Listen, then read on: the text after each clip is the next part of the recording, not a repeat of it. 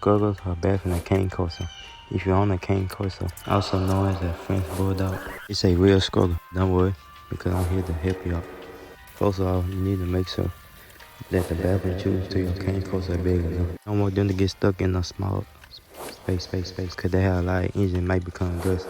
Secondly, you need to make sure the water not too hot, because they have thin skin, can easily burn.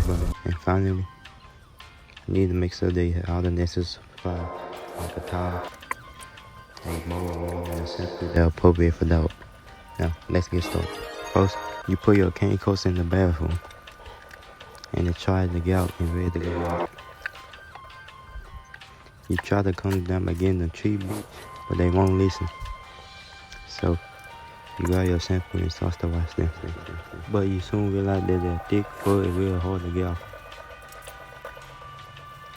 And you end up getting more shampoo on you than on them. If you think you're going to give up, you start to know that your Cane Corso is getting calmer.